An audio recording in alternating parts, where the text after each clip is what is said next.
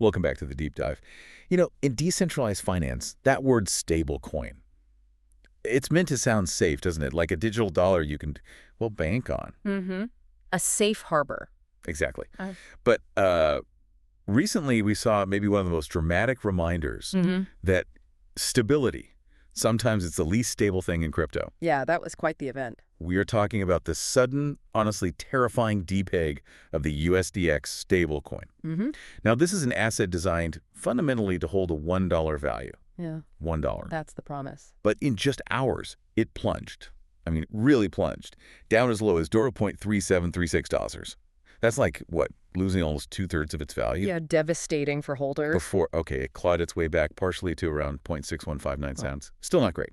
If you had assets tied up in that, that was a real stomach-dropping day. Absolutely. A major shot. So this whole incident, it's really reignited these critical debates about safety, design, and the systemic risk that's just lurking within these algorithmic stablecoins. It definitely has. So our mission today is to, well, take a hard look at the sources you provided, unpack the technical reason for this plunge, really dissect that controversial recovery plan from Stable Labs.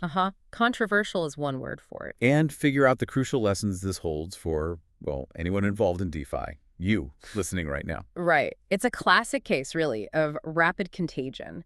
And to understand the impact, you really have to start with the trigger. This wasn't like a market panic at first. It was more surgical, a security attack. The sources say the Depeg was kicked off by a $1 million exploit. And it specifically targeted a decentralized exchange vault, the Balancer V2 vault. Okay, wait, $1 million. Honestly, that sounds like small potatoes in the grand scheme of crypto hacks we hear about. Yeah. Yet it basically crashed the peg. It does sound small, doesn't it? Yeah. How did such a, relatively speaking, small initial loss manage to trigger this huge systemic collapse? Well, it's all about leverage and how interconnected everything is in DeFi. Think about the USDX stability mechanism. It really relies heavily on deep liquidity pools. Okay. And the Balancer V2 vault. Think of it as one of the major water reservoirs for USDX. It's where people swap USDX for other things, right? Got it. Liquidity is key. Exactly. So the exploit didn't just steal the $1 million. It fundamentally disrupted the integrity of those pools.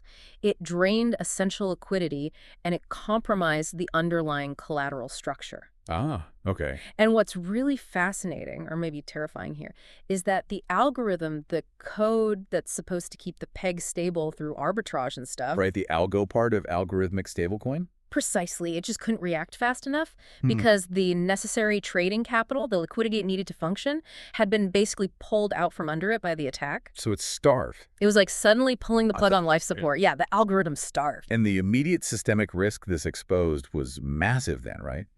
Because these tokens, they don't exist in isolation. They're used as collateral everywhere. Lending protocols, trading pairs. Exactly. The moment USDX started to tumble, every other DeFi platform using USDX, maybe in a trading pair, maybe as collateral, immediately faced huge imbalances. Right. Domino effect. Their own liquidity pools were suddenly threatened. It just proves that a single targeted security exploit on one stablecoin, it becomes a system-wide stress test for every single connected platform. Contagion moves at the speed of the blockchain. It really does. So, okay, the market's basically on fire at this point. Right. How did Stable Labs, the issuer, even begin to try and put this out? They announced this highly structured response, right? The USDX Restoration Arrangement. Yeah, that was their formal attempt to, restore trust and hopefully the peg. The plan on paper had specific technical and cooperative goals. Okay, like what? Well, first, they committed to doing on-chain snapshots, basically taking a picture of the blockchain to accurately record all the balances affected by the Depeg right at the moment of the crash. Crucial for figuring out who lost what. Absolutely. Who gets repaid, how much? Second, they outlined a phased execution for the recovery. This was going to depend on liquidity returning and the market stabilizing. So a very cautious, maybe slow approach. And finally, they talked about engaging in cooperative arrangements with other major DeFi platforms to help stabilize the whole market. Okay, on paper, that sounds kind of like corporate disaster management 101. But was the community actually buying it? especially that bit about cooperative arrangements. That sounds a bit like corporate jargon for we'll figure it out later. And that's exactly where the backlash really kicked in. You hit the nail on the head. The plan was immediately slammed for being too slow, and maybe more damningly, for a severe lack of transparency, which, when you're dealing with a decentralized community that prides itself on open communication, Yeah, you can't go dark. you just can't have an information vacuum during a crisis like this. It doesn't work. So what was the main criticism?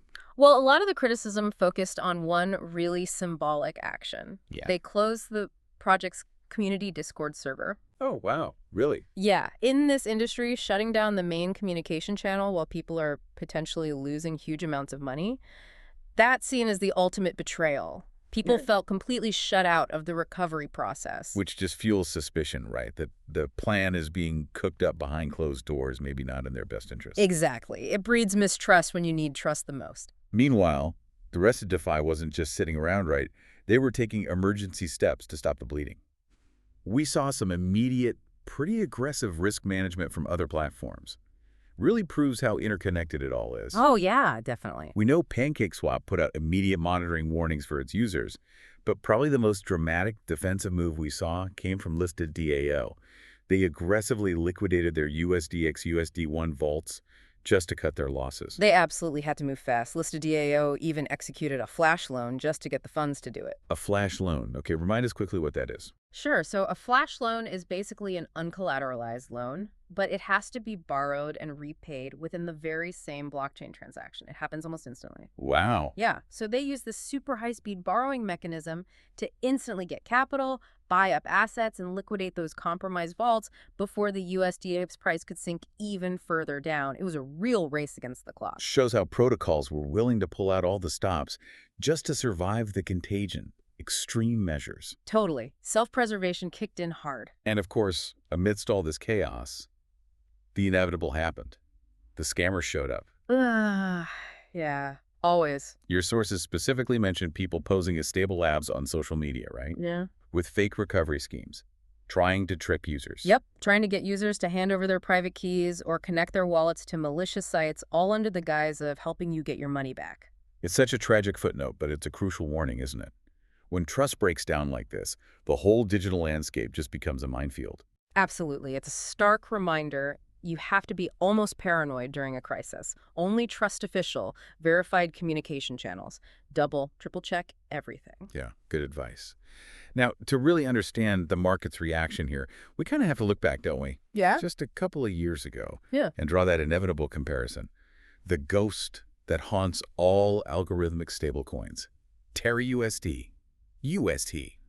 The collapse in 2022. The big one. Yeah, everyone remembers USD. UST's downfall was just devastating for the entire industry. So for people who immediately jump to, oh, USDX is just UST all over again, all algorithmic stablecoins are doomed. What's the key difference the market seems to be drawing between these two events? Yeah, it's a really important distinction, and it lies in the nature of the failure. Why did it break?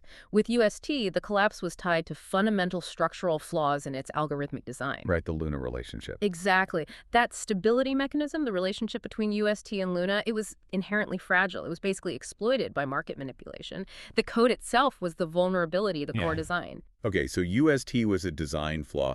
What about USDX then? USDX's failure, on the other hand, was kicked off by that specific $1 million exploit targeting a security hole in a third-party vault, that Balancer V2 vault. Oh, okay. So it was presented more as a breach of security protocol on an external system, not necessarily a catastrophic failure of the core peg mechanism's fundamental math or design. At least that's the argument being made. Well, wait a second. Isn't calling it just a security problem maybe a convenient way for stable labs and maybe proponents of these algorithmic models to kind of avoid admitting that the underlying algorithm was still fundamentally fragile, that it couldn't withstand even a relatively small external shock? That is the essential debate right now, and you've absolutely hit the nail on the head. The market is trying to distinguish between a design flaw like UST and a security flaw like USDX is being framed. Because a design flaw suggests the whole concept is maybe doomed. Right.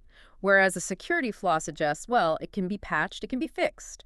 Both led to catastrophic depegs, let's be clear. But the industry, or parts of it, seem to view USDX as potentially a correctable failure of implementation, while UST was seen more as a failure of the core concept. Still, the outcome for the user holding the bag is identical. lost money. Exactly. The systems face diverse challenges, maybe, but the user impact is the same. Painful losses. And whenever this kind of instability hits, we always see that massive flight to quality, don't we? Yep, every time. We saw an immediate shift in market sentiment, money flowing towards stablecoins with, let's say, more verifiable, often centralized backing, namely USDT Tether and USDC USD coin. The established players. But even these so-called safe havens, they had their own fascinating debates swirling around them, right? USDC is often held up as the gold standard backed dollar for dollar by Circle, transparently held in things like short-term U.S. Treasury bills. Seems pretty straightforward. Relatively, yes. Circle's transparency efforts have helped there. But USDT, Tether, that has a much more, shall we say, colorful history. Oh, absolutely. The narrative around Tether, USDT, it's really undergone a dramatic shift, according to a lot of the community commentary you see. For years, there was intense skepticism about their backing, right? Constant questions. USD audits. Exactly. But the conversation has kind of flipped. They invested billions in assets like bonds, even Bitcoin, gold.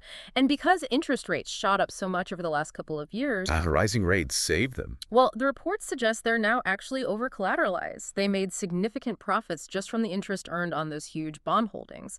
It's this complex, almost paradoxical situation where strategies that were once questioned have potentially created significant current stability, or at least profitability, which backs the coin. Wow. Okay, that's fascinating. So all of this really raises the question for you, the listener. If these assets, even the big ones, carry all this baggage or risk, why use any stablecoin instead of just holding good old fiat USD in a bank? Yeah, it's a fair question. And this is where the sources give us two really big specific takeaways, especially for the active trader or someone deep in crypto. Right.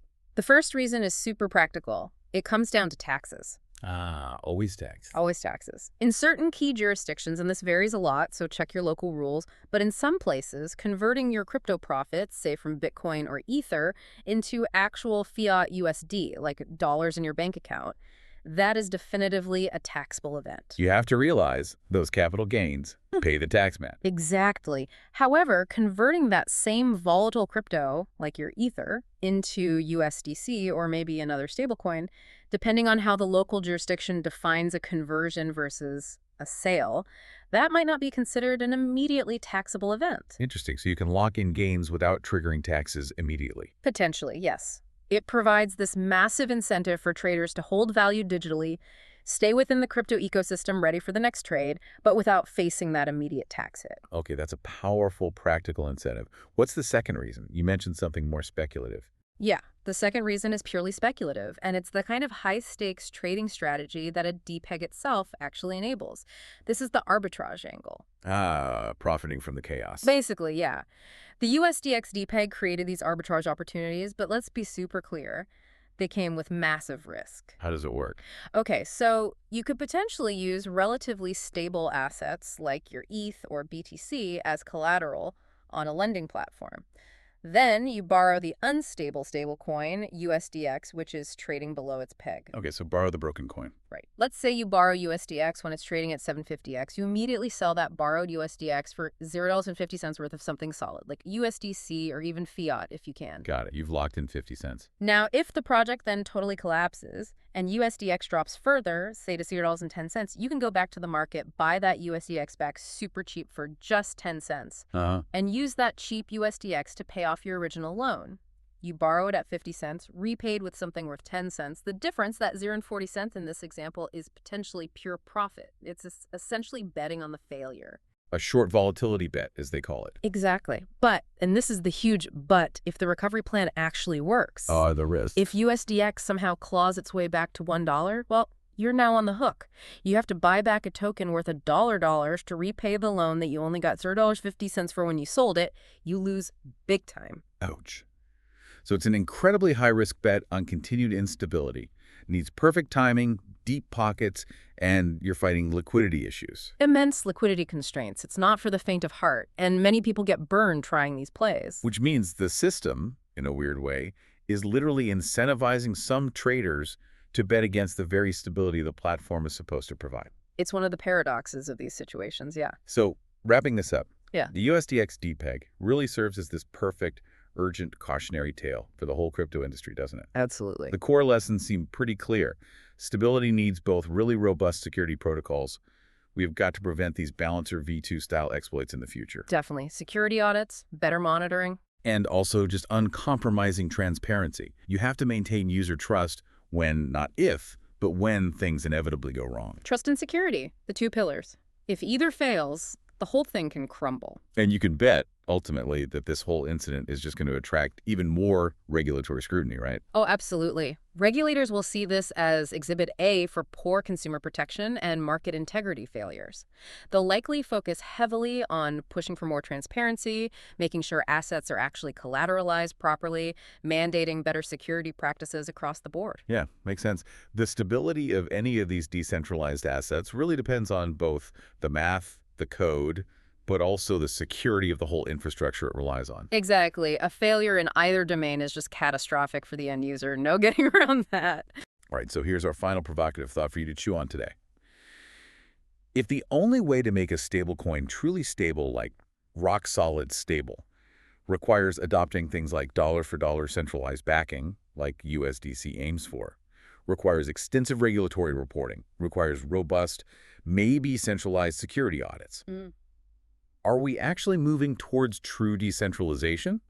Or are we just sort of reinventing a highly regulated bank, but, building it on the blockchain instead of on Main Street? That really is the essential conflict facing DeFi, isn't it? That tension between the pursuit of real, reliable stability and the core ideological pursuit of decentralization. Can you actually have both perfectly? Maybe not. Something to think about.